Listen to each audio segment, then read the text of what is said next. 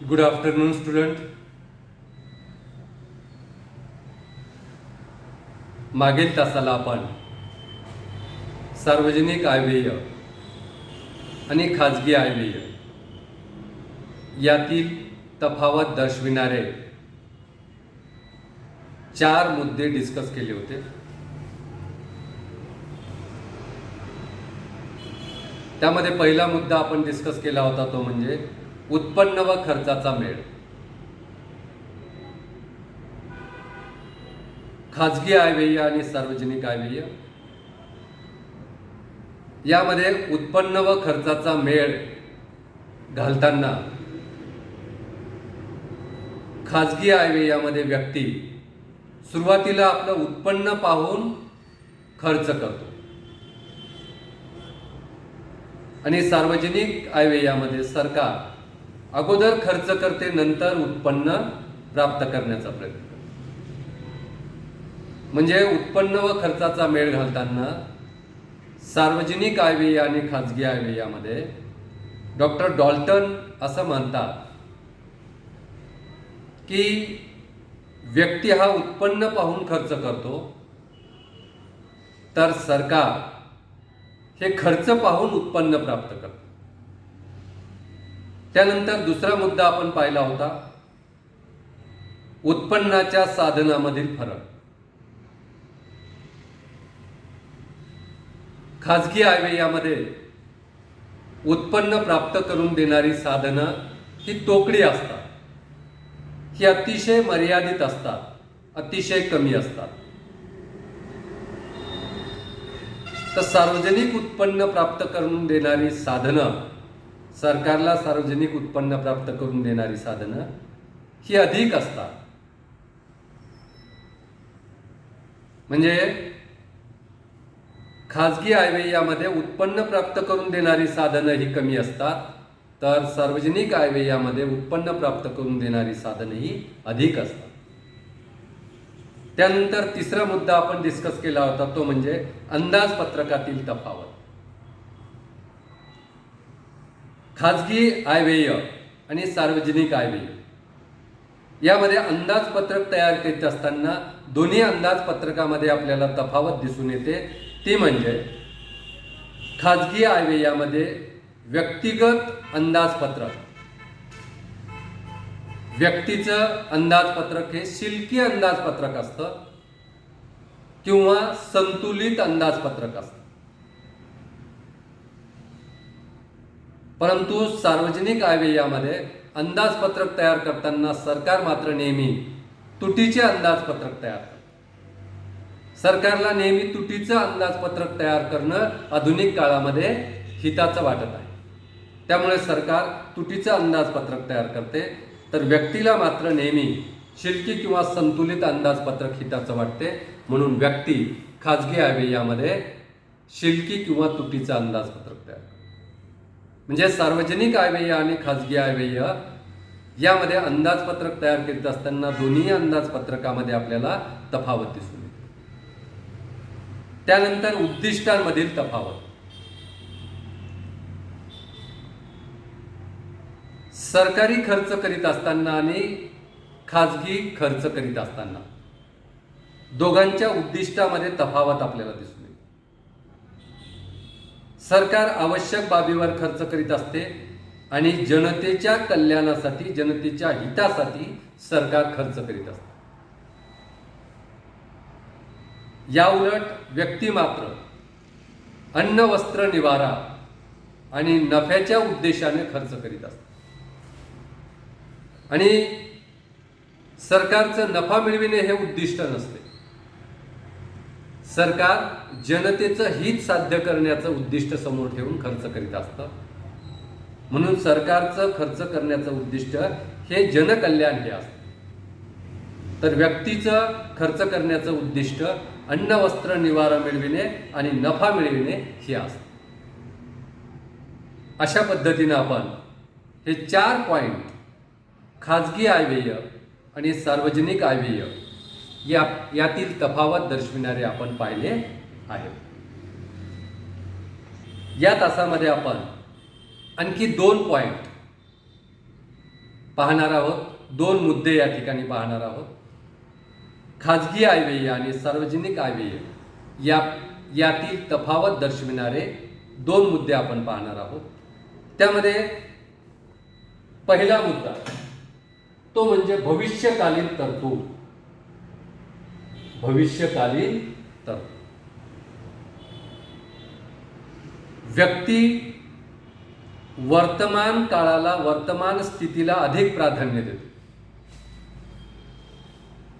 व्यक्ती हा वर्तमान स्थितीला अधिक प्राधान्य देतो. भविष्यकालीन परिस्थितीला, भविष्य काळाला व्यक्ती दुय्यम स्थान देतो. आणि त्यामुळे व्यक्ती आपला खर्च करीत असताना, आपलं उत्पन्न, आपला आयव्यय याचा विचार करीत असताना, खाजगी आयव्ययाचा विचार करीत असताना व्यक्ती हा वर्तमान स्थितीला जास्त महत्त्व देतो. त्यामुळे वर्तमान स्थितीवर जास्त खर्च करतो आणि भविष्य काळासाठी फार कमी शिल्लक ठेवण्याचा प्रयत्न करतो, फार कमी बचत करण्याचा प्रयत्न करतो. कारण व्यक्ती वर्तमान काळाला प्राधान्य देतो. या उलट सरकार मात्र वर्तमान स्थितीबरोबरच भविष्य काळाला देखील महत्त्व देते. त्यामुळे सरकार खर्च करीत असताना वर्तमान स्थितीवर तर खर्च करतेच, परंतु भविष्यामध्ये सरकारला अधिक उत्पन्न कसं मिळेल किंवा सरकारला त्या ठिकाणी खर्च कसा कमी करावा लागेल या दृष्टिकोनातून खर्च करते. किंवा सरकार भविष्य काळातील अडचणी कशा दूर करता येतील, भविष्य काळातील अडचणींचा सामना कसा करता येईल या दृष्टिकोनातून भविष्याचा विचार करून देखील सरकार खर्च करीत असते. म्हणजे पहा, व्यक्ती हा खाजगी आयव्ययाचा विचार करताना वर्तमान स्थितीला जास्त प्राधान्य देतो, भविष्य काळाला कमी प्राधान्य देतो. त्यामुळे व्यक्ती आपल्या उत्पन्नातील, खाजगी आयव्ययातील जास्तीत जास्त रक्कम ही वर्तमान परिस्थितीवर खर्च करण्याचा प्रयत्न करतो, वर्तमानात खर्च करण्याचा प्रयत्न करतो आणि भविष्यासाठी तरतूद कमी करतो. या उलट सरकार मात्र वर्तमान स्थितीबरोबरच भविष्य काळाचा देखील विचार करतो आणि वर्तमान स्थितीवर खर्च करीत असताना भविष्य काळातील अडचणी दूर करण्यासाठी सुद्धा सरकार तरतुदी करीत असतं. भविष्यकालीन तरतूद सुद्धा सरकार प्रचंड प्रमाणावर करीत असतं. उदाहरणार्थ हवामान, पर्यावरण या बाबीसाठी सुद्धा सरकार प्रचंड प्रमाणावर खर्च करतो. भविष्यात रोजगार कसा निर्माण होईल यासाठी सुद्धा सरकार खर्च करतो. म्हणजे थोडक्यात सरकार वर्तमान काळाचा विचार करताना भविष्यकालीन तरतूद सुद्धा मोठ्या प्रमाणावर करतो. आणि या उलट व्यक्ती मात्र खाजगी आयव्ययामध्ये वर्तमान काळाला जास्त महत्त्व देतं, भविष्य काळाला कमी प्राधान्य देतं. त्यामुळे व्यक्तिगत आयव्ययामध्ये किंवा खाजगी आयव्ययामध्ये वर्तमान परिस्थितीत जास्त खर्च केला जातो, भविष्य काळासाठी कमी तरतूद केली जाते. अशा पद्धतीनं खाजगी आयव्यय आणि सार्वजनिक आयव्यय यातील फरक स्पष्ट करताना भविष्यकालीन तरतूद हा मुद्दा विचारात घेऊन सुद्धा आपल्याला खाजगी आयव्यय आणि सार्वजनिक आयव्यय यात तफावत दर्शविता येते. कारण व्यक्ती हा वर्तमानाचा विचार करतो आणि सरकार हे वर्तमान प्लस भविष्याचा विचार करते. कारण व्यक्ती हा मर्त्य असतो, व्यक्ती हा मरण पावतो, परंतु सरकार मात्र, समाज किंवा सरकार मात्र हे अमर असते. व्यक्ती ह्या जन्म घेतात, मरण पावतात, परंतु समाज मात्र हा अमर असतो. म्हणून सरकारला सार्वजनिक खर्च करताना, सार्वजनिक आयव्ययाचा विचार करताना समाज अमर राहणार आहे या बाबीचा विचार करून भविष्य काळासाठी सुद्धा तरतूद करावी लागते. त्यानंतर खाजगी आयव्यय आणि सार्वजनिक आयव्यय यामध्ये फरक दर्शविणारा पुढचा मुद्दा आहे तो म्हणजे सक्तीने उत्पन्न प्राप्ती.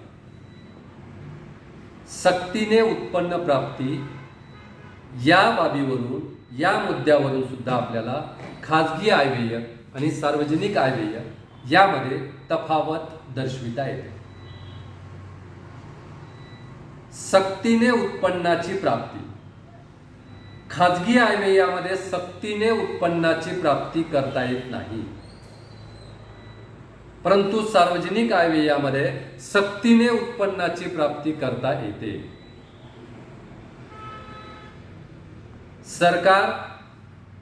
सरकारनं केलेला खर्च भरून काढण्यासाठी वेगवेगळ्या उत्पन्नाच्या साधनाचा वापर करते आणि या उत्पन्नाच्या साधनाचा वापर करीत असताना सरकार जनतेला आव्हान करते आणि असं आव्हान करून उत्पन्न प्राप्तीचे दर वाढवून देऊ शकतात.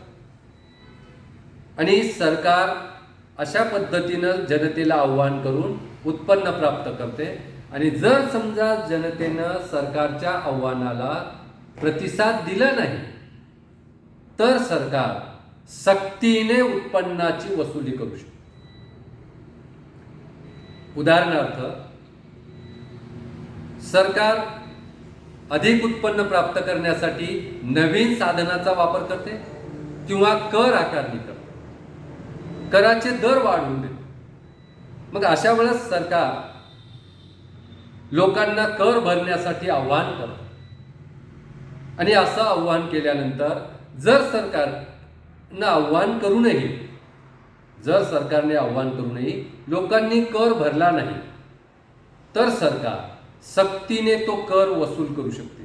ज्या व्यक्तीने कर भरला नाही नियमाप्रमाणे त्या व्यक्तीची संपत्ती ताब्यात घेऊन त्या संपत्तीचा लिलाव करून ती संपत्ती विक्री करून त्या संपत्तीपासून प्राप्त होणाऱ्या उत्पन्नातून सरकार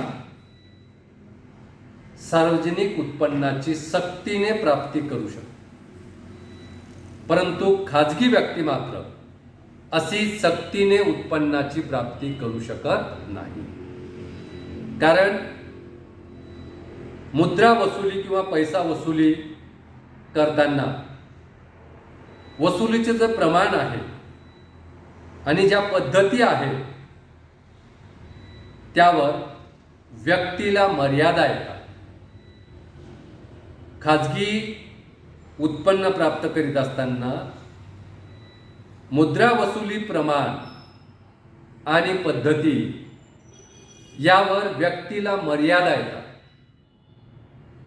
सरकारला जरी अशा मर्यादा येत नसल्या तरी खाजगी व्यक्तीला उत्पन्न सक्तीने प्राप्त करता येत नाही, कारण खाजगी व्यक्तीला मिळणारं उत्पन्न हे मर्यादित असतं. त्याची वसुली सुद्धा खाजगी व्यक्ती सक्तीने करू शकत नाही. परंतु सरकार मात्र जनतेला आव्हान करून उत्पन्न प्राप्त करण्यासाठी सक्ती करू शकते आणि अशा पद्धतीने सक्ती करून सुद्धा सरकार प्रचंड प्रमाणात उत्पन्न प्राप्त करू शकते. पण या उलट व्यक्ती मात्र खाजगी आयव्ययामध्ये उत्पन्न प्राप्त करण्यासाठी सक्ती करू शकत नाही. व्यक्तीला हे अधिकार नाही. व्यक्तीला उत्पन्न प्राप्त करण्यावर मर्यादा आहे. त्यामुळे सरकार मात्र सार्वजनिक आयव्ययामध्ये सक्तीने उत्पन्न प्राप्त करू शकते. खाजगी व्यक्ती मात्र अशी कोणत्याही प्रकारची सक्ती करू शकत नाही. म्हणून खाजगी आयव्यय आणि सार्वजनिक आयव्यय यामध्ये फरक सांगताना आपल्याला 6वा मुद्दा सांगता येतो तो म्हणजे सक्तीने उत्पन्न प्राप्तीबाबत. सरकार सक्तीने उत्पन्न प्राप्त करू शकते, परंतु खाजगी व्यक्ती मात्र सक्तीने उत्पन्न प्राप्त करू शकत नाही. तर या ठिकाणी आपण थांबूया. बाकी खाजगी आयव्यय आणि सार्वजनिक आयव्यय यातील तफावत दर्शविणारे इतर जे मुद्दे आहेत ते इतर मुद्दे आपण पुढच्या तासाला पाहूया. धन्यवाद.